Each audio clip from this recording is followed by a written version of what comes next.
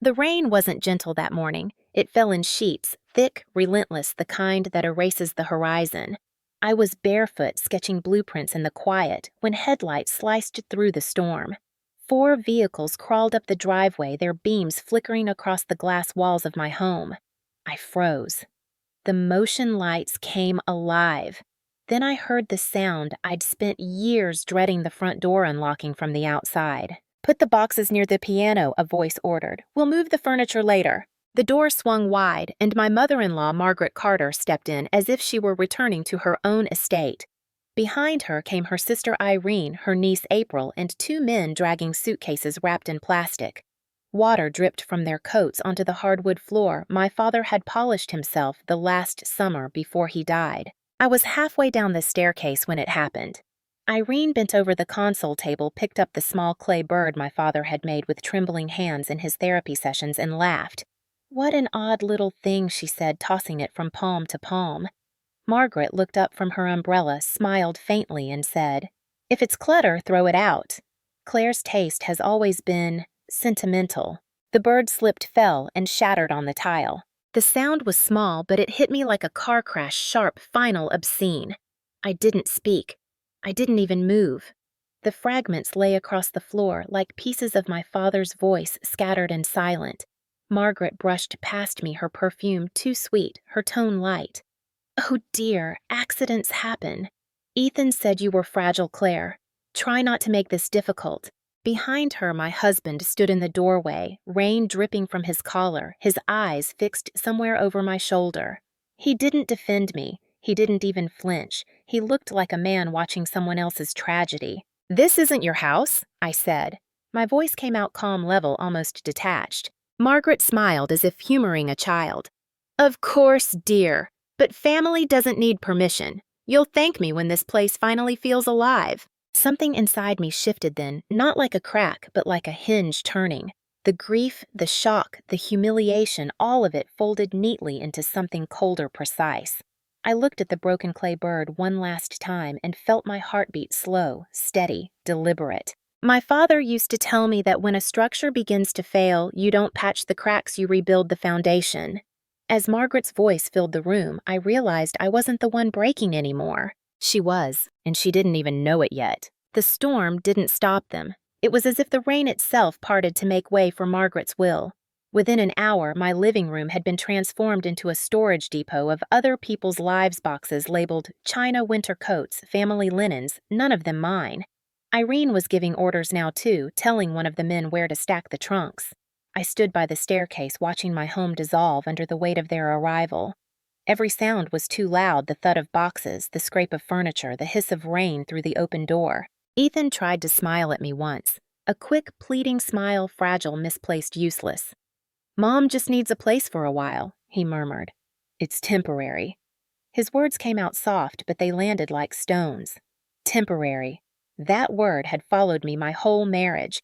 Temporary decisions, temporary dreams, temporary respect.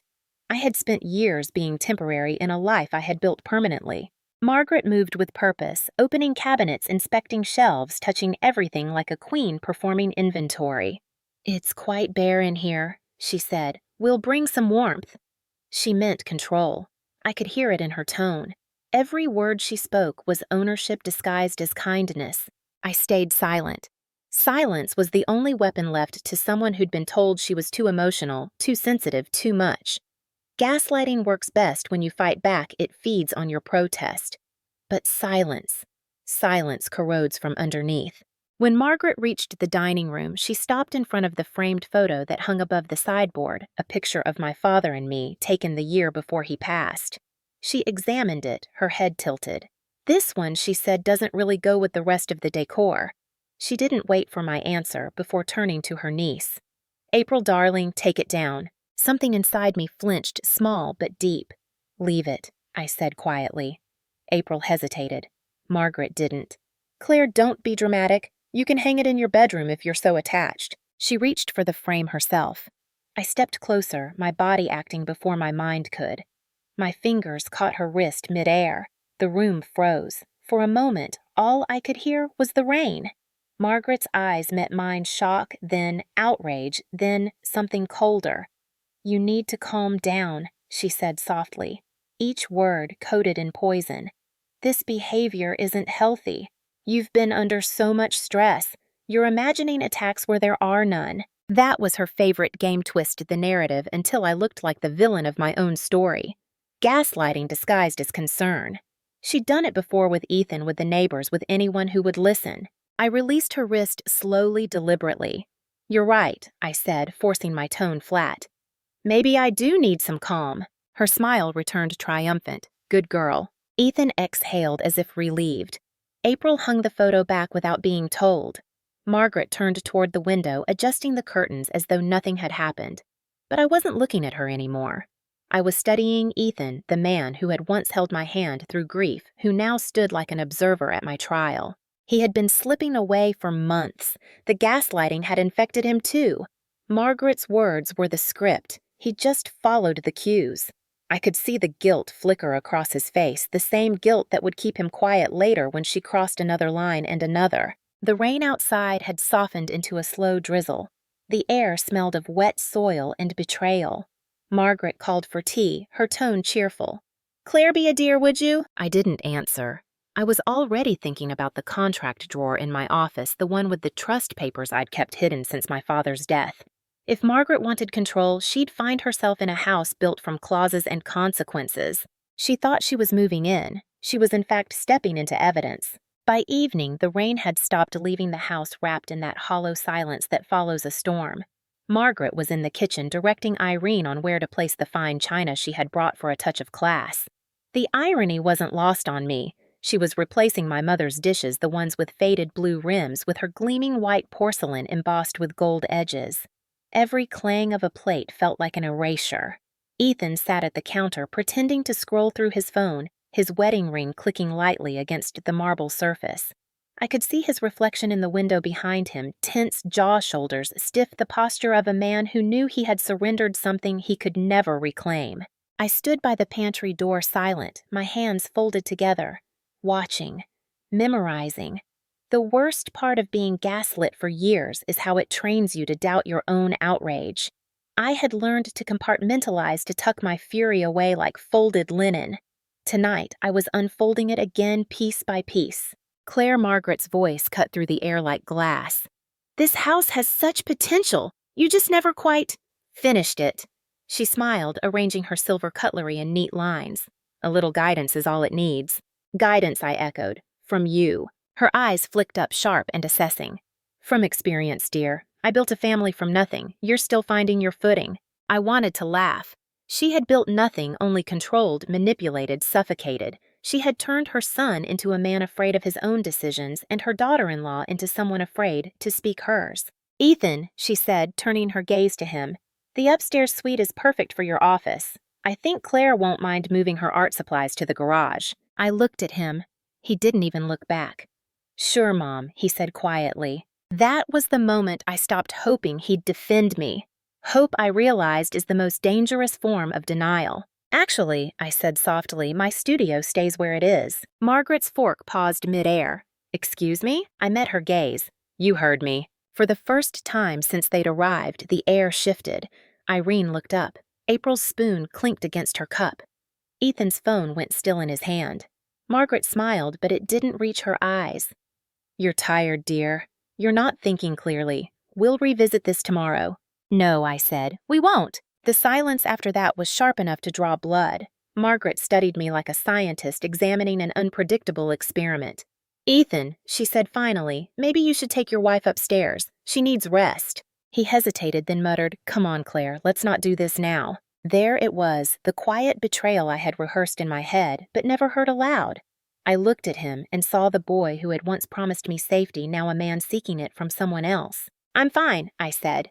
"You go ahead." I turned away before either of them could respond and walked down the hallway toward my office. My footsteps echoed against the tile, steady, controlled. I opened the drawer where I kept the papers. Trust agreements, property documents, power of attorney, all signed, all sealed. My father's voice came back to me. A woman's security isn't in who she marries, it's in what she understands. I understood perfectly now. Outside, the clouds broke, and a thin line of moonlight fell across the hardwood floor, glinting off the shards of the clay bird still lying near the entryway. I hadn't swept them up. They were my evidence, my reminder. From the kitchen, I heard Margaret laugh low, satisfied, victorious. It was the laugh of someone who believed she had already won. I smiled into the dark, my reflection faint in the window glass. Let her believe that I thought. Let her decorate her own downfall. The next morning arrived washed in sunlight, sharp and intrusive, like the house itself had forgotten the chaos of the night before. I hadn't slept. I spent the hours before dawn reviewing every document in my desk drawer, the deed, the loan agreements, the trust account my father and I had established after my mother's death. I reread each clause like a prayer, tracing the lines that spelled ownership mine, not Ethan's, not Margaret's. The paper smelled faintly of ink and control. It was my lifeline. When I stepped into the kitchen, Margaret was already there, dressed as though she were hosting a brunch for the local charity board. Her pearls gleamed against her blouse. "Good morning, dear," she said, pouring coffee into one of her porcelain cups. "You look awful." "Didn't sleep." "Not much," I said, reaching for my mug. "You should take a nap," she said pleasantly. "Moving can be exhausting." "Moving," I echoed. "Yes." She gestured around with her cup. "I'm having the contractor over this afternoon to measure for new drapes. I assume you won't mind. Ethan told me you've been wanting to freshen the place up." Ethan. The word sat in my mouth like poison. He walked in a moment later, still in his work clothes, tie-loose eyes, tired. "Morning," he mumbled, kissing his mother's cheek before glancing at me. I waited for him to say something, anything that resembled loyalty. He didn't. Margaret smiled over her cup. "You know, Ethan, I was thinking if Claire's not using the downstairs guest room, I might move my things there. It'll give me easier access to the kitchen." My throat tightened. "Margaret," I said calmly, "you're not moving into my home." She looked at me with practiced patience. "Sweetheart, I already have. You should be grateful. I'm only trying to bring some order to your life. That's what family does." Her tone was light, but her eyes were sharp steel. Gaslighting 101 speak cruelty in the language of love. I set my mug down. "You're here temporarily. You and your family will leave by Friday." The room went silent. Even the refrigerator hum seemed to pause. Ethan's shoulders stiffened. "Claire," he started, his voice low. "Maybe we can talk about this later." "No," I said, cutting him off. "Later is how we got here." Margaret's smile vanished. "You're making a fool of yourself," she said coldly. "You're overreacting." She turned to Ethan. "See what I mean? She's unstable. I told you she needed a break." That word unstable landed like a slap. She'd used it before. Whispered it into Ethan's ear, after every disagreement used it as a weapon to turn my grief into madness. I looked at her, then at him. "You think I'm unstable?" Ethan looked away. "Claire, you've been under a lot of stress." It was confirmation disguised as concern. I felt something click inside me, something final. "You're right," I said. "I've been under stress, but I'm handling it." She frowned, sensing something in my tone she couldn't read. "Don't take that tone with me, young lady." I stepped closer, calm, deliberate. "You've spent your life taking things that don't belong to you. Control, space, people. You mistake compliance for kindness, but that ends today." Margaret blinked, thrown off by the evenness of my voice. "You're being dramatic." "Am I said quietly. "Then you won't mind signing a release agreement." Her brows knit. "A what?" "A simple document. It states that you acknowledge you're a guest in this home and have no legal or financial claim to it. I'll have my attorney draft it this morning." Ethan's face drained of color. "Claire, what are you doing?" "Protecting what's mine," I said. Margaret laughed short and sharp. "You can't be serious." But I was. And as I walked past her to the office, I realized something profound. Bullies don't fear confrontation. They fear evidence. By noon, my lawyer was on speakerphone, her voice calm and clipped. "You're doing the right thing," she said. "Once she realizes this house is protected by trust law, she'll lose her footing." I looked through the glass door where Margaret was sipping coffee like a queen in exile. Not yet, I thought, but she will. By the end of that day, I had built a quiet barricade, not with walls, but with documents. The house had always been mine legally, though Margaret believed otherwise because Ethan never corrected her. It was part of his surrender silence as survival, but I had learned to turn silence into strategy. The lawyer Ms. Hammond sent over a revised property clause that clarified the trust's ownership rights and the fiduciary conditions. If anyone tries to claim residence without written consent, she explained, they're trespassing even if they're family. You'll need to file notice before taking further action, but you're in control. Control. The word felt strange, like a foreign language I was finally fluent in. That night, the house hummed with tension. Margaret had declared she would host dinner properly to reclaim some dignity after our earlier exchange. She turned my dining room into a stage linen tablecloths, candles her own silver. Irene cooked April-arranged flowers, Ethan poured wine. I sat opposite Margaret, the uninvited guest, in my own home. She smiled as the first course was served. "It feels like family again, doesn't it?" she said. "Order, tradition. I'm proud of us." I didn't answer. I was watching her hands. They were steady, graceful, practiced. Those hands had shaped decades of control feeding, guiding, disciplining. Now they were holding a knife and cutting into salmon as if dissecting my will. "Claire," she continued her tone. Sweet. "Ethan tells me you've been thinking about selling this place. I think that's wise. It's too much responsibility for you alone. We could find something cozier, maybe closer to town." Ethan shifted in his chair. "Mom, that's not what I said." She ignored him. "It would be best for everyone." I set my fork down. "No one's selling anything." Margaret gave a small laugh. "You're so defensive. I'm only trying to help." I leaned forward. "You mistake intrusion for help."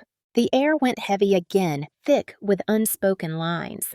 Irene looked down at her plate. April fidgeted with her napkin. Margaret didn't flinch. "You're spiraling, Claire. This isn't healthy. I can't just stand by while you self-destruct." Ethan and I agree it's time for intervention. Ethan froze. "Mom." "No, Ethan," I said softly. "Let her talk." Margaret's eyes gleamed. "You've been erratic, isolating, controlling. The stress has clearly affected you. That's why I asked Dr. Fields to come tomorrow morning." I blinked. "Who?" "Our family therapist," she said almost proudly. "He helped Ethan through his adjustment period after the miscarriage. He'll help you too. Maybe even prescribe something for your nerves." The word miscarriage hung in the air like a curse. I felt it land like ice on my skin. She was using my grief as diagnosis. I stood up. "Dinner's over." "Claire," Ethan said, standing too, his voice pleading. "She's just trying to make peace." "Peace," I whispered. "She's rewriting reality and you're letting her." Margaret's tone sharpened.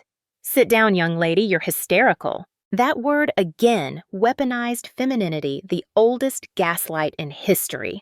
I turned slowly toward her. "If I'm hysterical, you won't mind proving it," I said.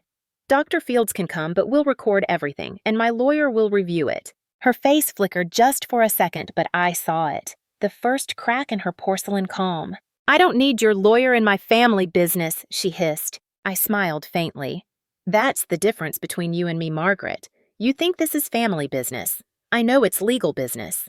I walked upstairs before she could respond. Behind me, I heard her mutter something sharp, Ethan trying to mediate, Irene whispering that I needed help. In my office, I printed the revised trust clauses, placed them in a folder labeled Carter, Notice of Occupancy, and set it on my desk. Beside it, I placed a small recorder. If she wanted to turn my life into a therapy session, I'd turn hers into a deposition. Outside, thunder rolled again. Not a storm, just the sound of pressure building. This time I was ready to strike first. The next morning arrived too quietly. No rain, no thunder, just a still, heavy air that felt like the moment before a fuse ignites. I woke early, dressed deliberately in neutral tones, and brewed tea instead of coffee. The house was already awake. I could hear voices down the hall. Margaret's, calm, assured, rehearsed, the kind of tone that suggested she was about to unveil another performance. When I entered the living room, the scene was almost absurdly staged. Margaret sat on the couch, legs crossed, in a pale lilac suit. Across from her, a man in his late 50s with neatly trimmed hair and a leather portfolio balanced on his knee, Dr. Fields. Irene and April hovered near the kitchen doorway like spectators at a play. Ethan stood by the window, hands shoved in his pockets, eyes avoiding mine. "Claire," Margaret said smoothly. "Dr. Fields was kind enough to come on such short notice. He's here to help whom I asked." Her smile didn't waver. "To help us all communicate better. You've seemed tense lately, and I thought, why not have a professional mediate?" I looked at Dr. Fields. "Are you aware this meeting was scheduled without my consent?" He blinked. "Margaret mentioned it was a family consultation." "It isn't," I said flatly. "It's an ambush. Margaret sighed softly, a practiced gesture of disappointment. See what I mean, Doctor? She interprets everything as an attack. It's tragic, really. Mrs. Carter, I said, using her last name deliberately, you're in my home. I'd appreciate if you stopped diagnosing me in front of your hired witnesses. The doctor opened his portfolio. Perhaps we can all take a breath. Claire, would you like to share what's made you uncomfortable? I met his eyes, calm, direct. Sure. Trespassing, manipulation, theft of personal property, emotional coercion. Take your pick. Ethan shifted uneasily. Claire, this isn't helping. Neither is silence, I said. Dr. Fields hesitated, clearly sensing the power dynamic had shifted. Margaret leaned forward, her voice low, precise. You're unwell, Claire. That's not an insult. It's an observation. Your father's death, the miscarriage, the isolation, it's changed you. You're not yourself. The words were surgical, precise, cruel. But they didn't cut it this time. They landed and they slid off. I pulled out my phone, set it face down on the coffee table, and pressed record. I'll need documentation, I said calmly, for my attorney. The air snapped like a wire. Margaret froze. Excuse me, you're in my home conducting an unsolicited evaluation, I said. For legal purposes, I'll be keeping a record. Dr. Fields cleared his throat. That won't be necessary. It already is, I interrupted. Given that you entered under false pretenses, I suggest you proceed carefully. He looked at Margaret, then back at me. Perhaps we should reschedule. Margaret's composure fractured. Don't you dare walk away, she hissed low enough for only me to hear. You're making me look foolish. You don't need my help for that, I whispered. She stood abruptly. Enough. You've disrespected this family long enough, Claire. You think that piece of paper makes you powerful. You think I won't find a way to fix this. Her voice cracked at the edge of fury, the real Margaret finally stepping through the polite mask. Irene and April stared. Ethan's face went pale. Fix what I asked quietly. The truth. She pointed toward the door. Get out of my sight. I didn't move. No, I said. You're the one leaving. Her laugh was cold, disbelieving. You wouldn't dare. I walked to the desk, opened the folder marked Carter, Notice of Occupancy, and slid the papers across the table toward her. As of today, this house is under restricted access. Any unauthorized presence, including yours, violates trust property law. You'll receive a copy through my lawyer by noon. She didn't touch the papers. Her eyes flickered between me and Ethan, searching for support. Ethan, she said sharply, tell her she can't do this. He opened his mouth, but no sound came. Ethan, she repeated louder now, say something. He looked at me, and for the first time I saw not defiance, but fear. Mom, he said softly, maybe we should leave, just for now. Margaret's breath caught. You're taking her side. I'm taking the side that won't destroy us, he said. But it was too late for that. As Dr. Fields packed his things and hurried out, Margaret stood in the center of the room, trembling with rage she couldn't name. I could almost feel the power draining from her like water leaking from a cracked pipe. You'll regret this, Claire, she said finally. I already did, I replied, but not anymore. When she stormed out the front door, slammed so hard the frame shuddered. I exhaled slowly, the sound shaky but certain. It wasn't victory yet, but it was the first real silence that belonged to me. The house was quiet again, but it wasn't peace, it was pressure. The kind that builds after you humiliate a woman like Margaret Carter in front of an audience. She'd leave, yes, but not retreat. I knew her patterns too well. Retreat was just reconnaissance. By nightfall, I would see the next phase.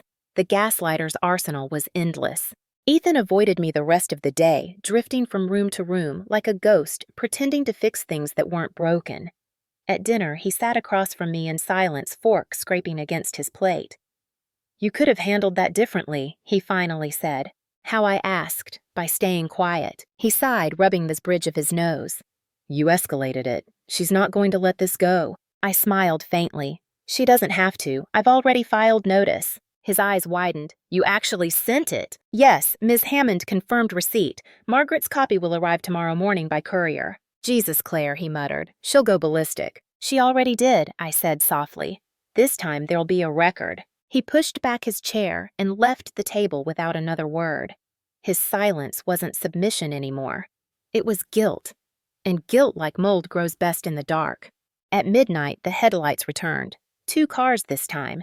I didn't move from the couch. I heard the door open, the sound of heels on the tile. Margaret's voice floated through the hall, smooth and venomous. You think paperwork can keep me out of my son's home? She entered the living room holding a stack of envelopes and a file folder. Irene followed, clutching her purse like a weapon. Margaret set the papers down on the coffee table, her nails tapping the folder.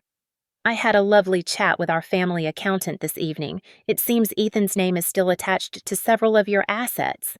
I met her eyes calmly. Joint accounts aren't ownership, Margaret. They're influence, she said, and influence can move money. You'd risk that. She smiled. For family always. I glanced toward the hallway. Ethan stood there barefoot, pale, frozen.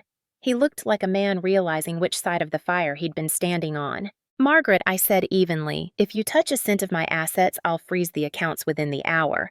Don't mistake civility for weakness. Her lips curled. You can't threaten me in my son's home. I stood. Then it's a good thing it's mine. Her voice dropped an octave. You think I won't ruin you? You already tried, I said.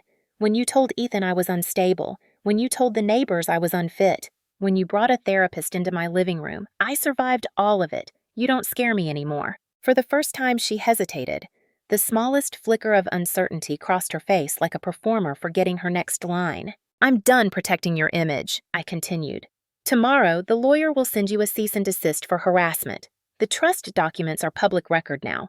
You'll find your name missing from all of them. You vindictive little, she started, but I raised a hand. Careful, I said quietly. Everything's recorded. Her mouth snapped shut. I stepped closer, my voice almost a whisper.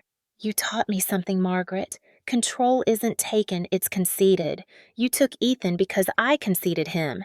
You took my home because I didn't fight.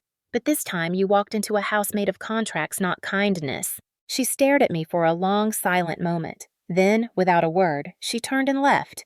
Irene followed, muttering curses under her breath. The moment the door closed, I locked it. Not out of fear, but ceremony. The lock clicked with a sound that felt final, definitive, like a judge's gavel. Ethan sank onto the stairs, head in his hands. You've destroyed her, he whispered. I looked at him. No, Ethan. She destroyed herself.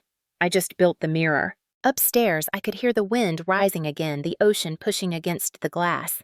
It wasn't a storm this time. It was applause. Morning came gray and brittle.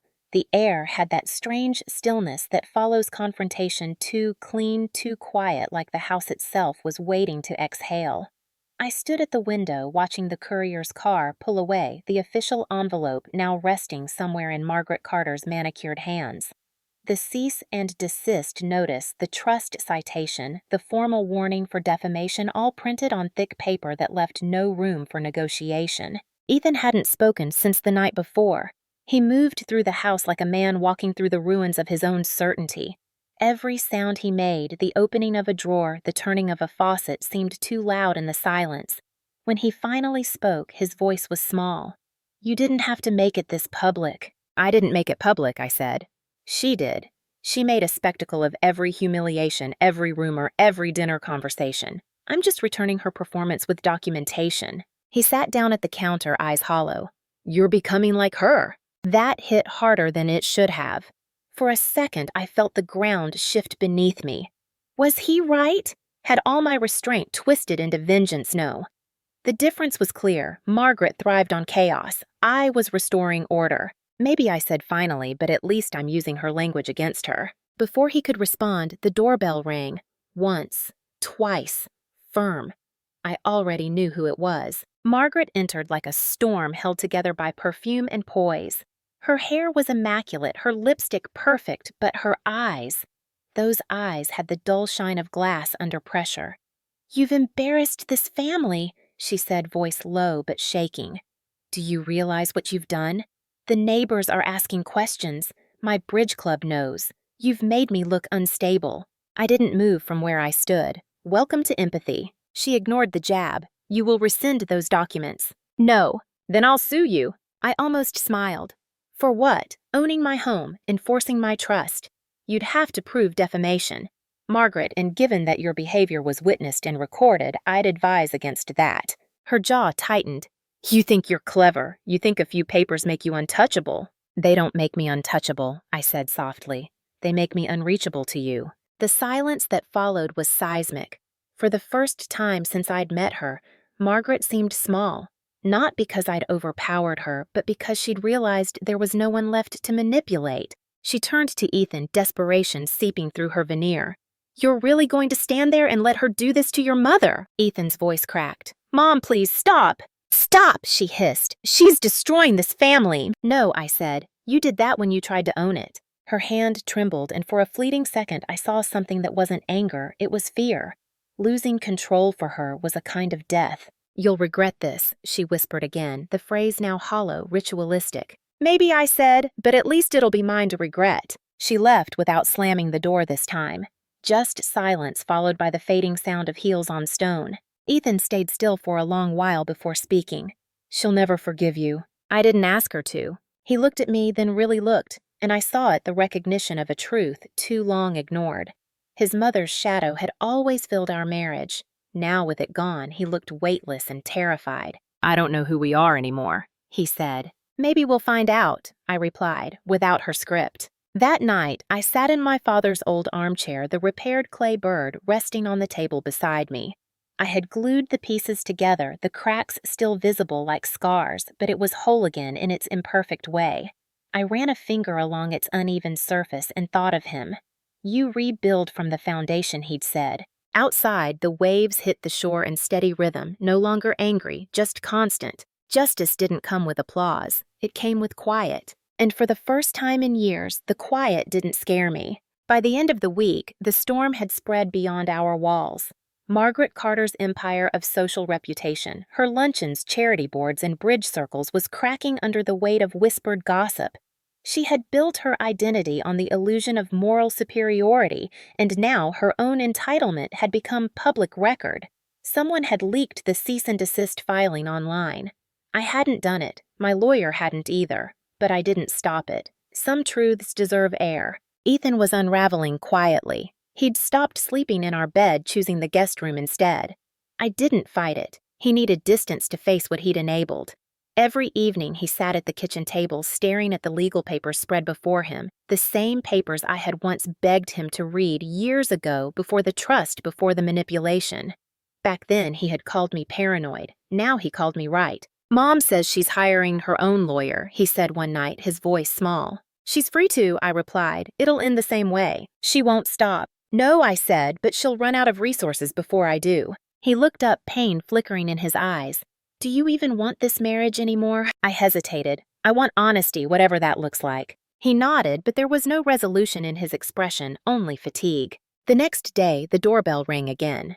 This time it wasn't Margaret. It was a man in a dark suit with a clipboard. "Ms. Claire Carter?" he asked. "Yes, you've been served." I took the envelope, my pulse steady. Inside was exactly what I expected: a petition for an injunction filed by Margaret Carter claiming emotional distress and unlawful eviction. I called Ms. Hammond immediately. Her voice was calm, even amused.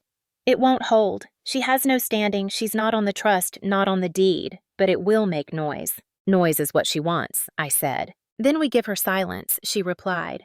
"We'll file a counterclaim for harassment and defamation. Let her drown in her own litigation." That night, I found Ethan sitting outside, staring at the ocean. He didn't look at me when I joined him. "She's suing you," he said quietly. "She's suing the trust," I corrected. "It's not personal, it's procedural." He laughed without humor. "Everything with her is personal." "Yes," I said, "that's why she'll lose." He rubbed his face.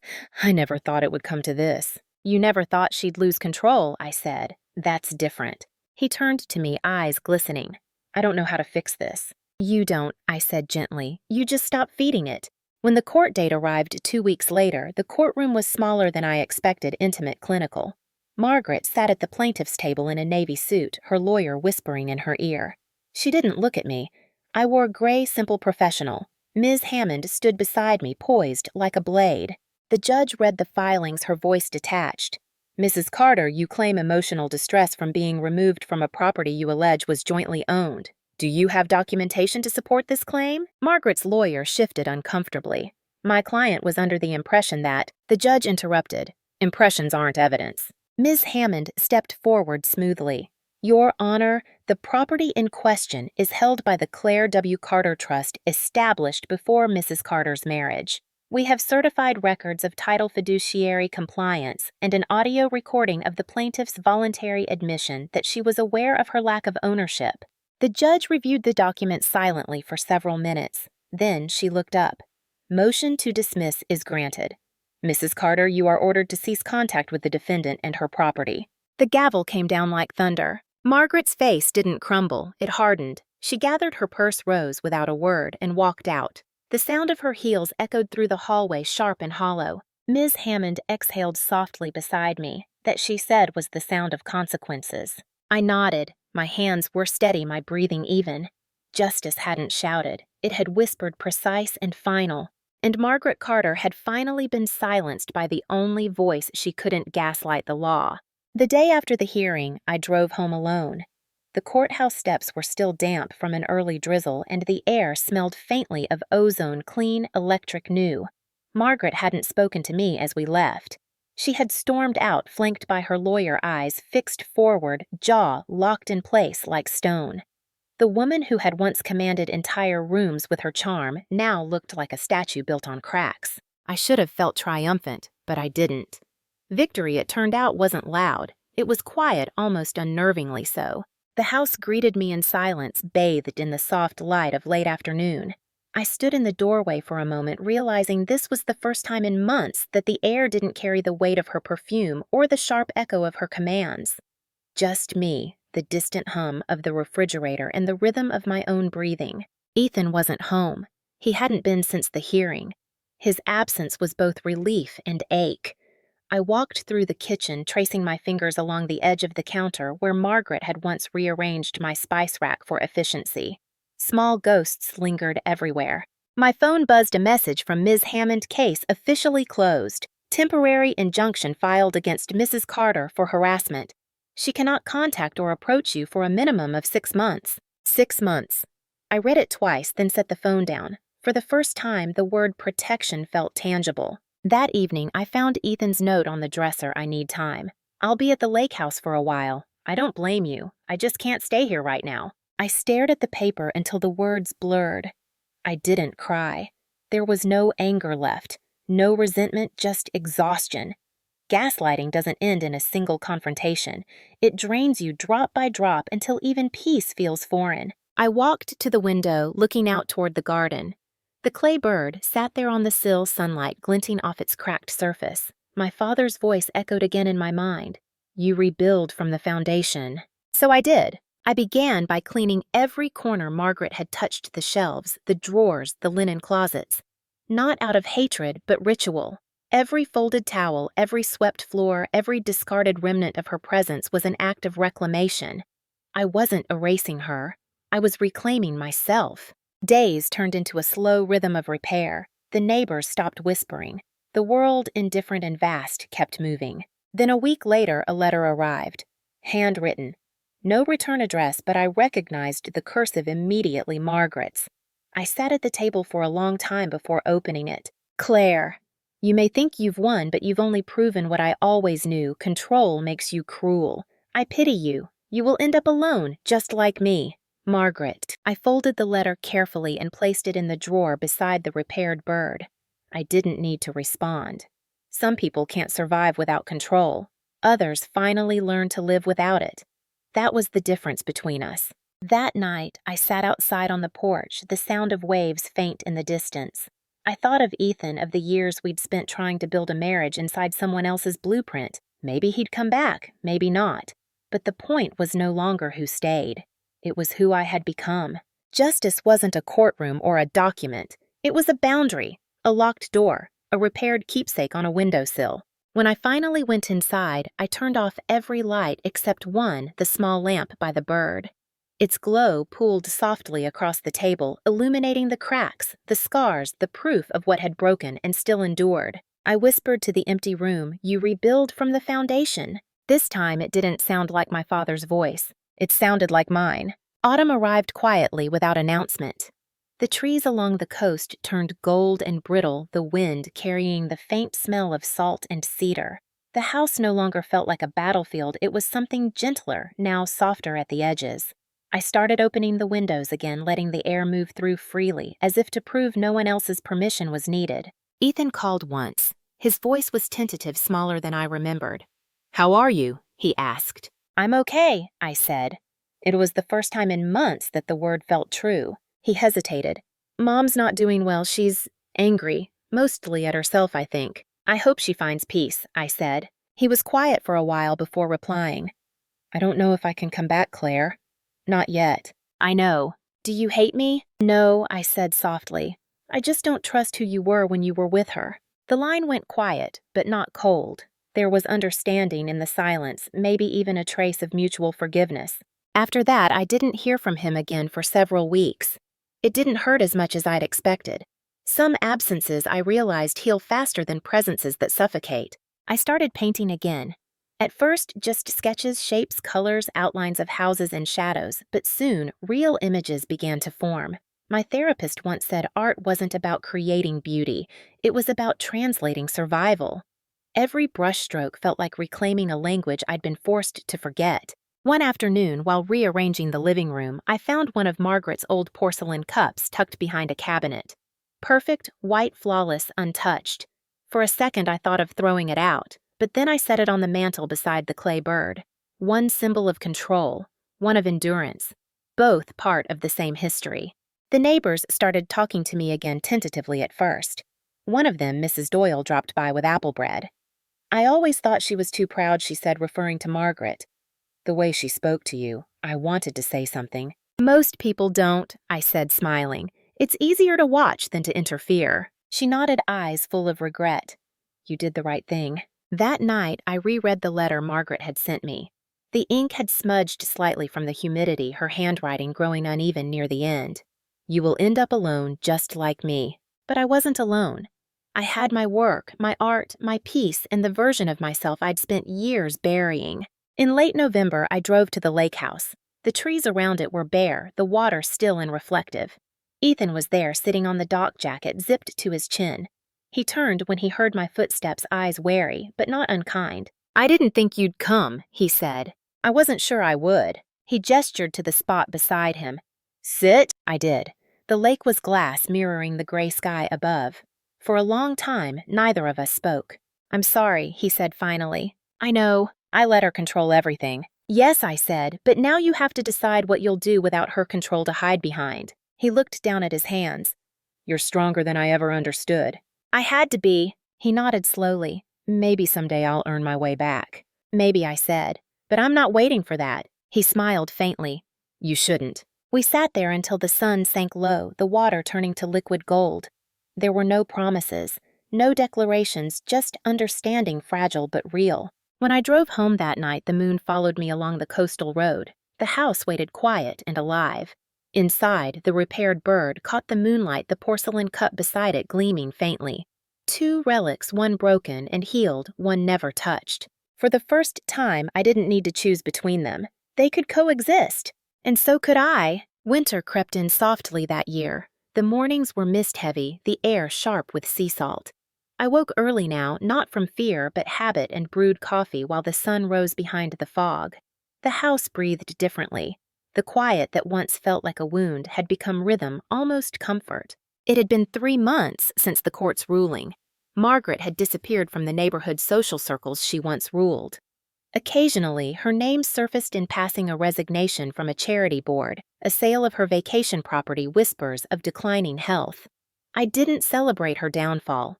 I just observed it the way you watch a tide retreat. It was inevitable, natural, and finally not my responsibility. Ethan returned one evening in late January. Not to stay, just to talk. I met him on the porch where the winter air bit at our hands, but the ocean stayed calm. "You look different," he said quietly. "I am." He nodded. "Mom's living with my aunt now. She doesn't talk about you, but I think she reads the papers. She saw the trust filings, the article." "Article." He hesitated, pulling out his phone. "Local lifestyle column. They called it the silent boundary when women stop being polite. They didn't use your name, but everyone knew." I exhaled, half amusement, half disbelief, poetic. "She hated it," he said. I imagine she did. He looked at me for a long time, then said, "I'm sorry it took the law for me to see what you were fighting for." "Sometimes that's what it takes," I said softly. "People like Margaret don't believe in empathy, only authority. The only language she respected was paperwork. Ethan's eyes glistened. Do you think she ever loved me, or was I just her extension? She loved control more than she loved anyone, I said gently. But that's not your fault. It's just the currency she lived by. He nodded, and for the first time in years, I saw peace flicker across his face, a man realizing the cage was never built for him, but around him. Before he left, he handed me a small box. She asked me to give you this. Inside was the porcelain cup from the mantel, the one I had kept beside my father's clay bird. Only now, a thin crack ran down its side, imperfect but intact. A note was tucked inside. Claire, you were right about control. I mistook it for safety. I hope one day you'll forgive me for confusing fear with love. And I sat with the letter for a long time after he left. Forgiveness wasn't instant. It never is. But the words didn't sting. They felt like release one final attempt at truth, however late. That night, I placed the cup beside the bird again. Two fractured things side by side. Both had been broken. Both had survived. I started writing again, not letters, not journal entries, but essays. Stories about women like me who fought quiet wars inside kitchens, living rooms, and courtrooms. Women who weren't loud but precise. Who didn't scream for justice but built it clause by clause. A month later, one of those essays was published under a pseudonym. It spread quietly online, shared mostly among women in their 50s and 60s, the very audience Margaret once commanded. The comments flooded in. I felt this in my bones. I wish I had done what she did. This story made me stand up for myself today. Each message was a small echo of something bigger, a collective exhale. And that was when I understood what my father had really meant. Rebuild from the foundation wasn't about houses or property or even survival. It was about story rewriting the architecture of what we believe we deserve. I walked through the house one last time before turning off the lights. The bird and the cup caught the glow of the lamp, their cracks catching light like rivers of gold. In the stillness, I whispered not to Margaret, not to Ethan, but to every woman who'd ever been told she was too sensitive, too emotional, too much. Quiet doesn't mean weak, it means measured. The ocean roared softly outside like applause wrapped in wind. Justice, after all, wasn't always loud. Sometimes it was a whisper that never stopped echoing.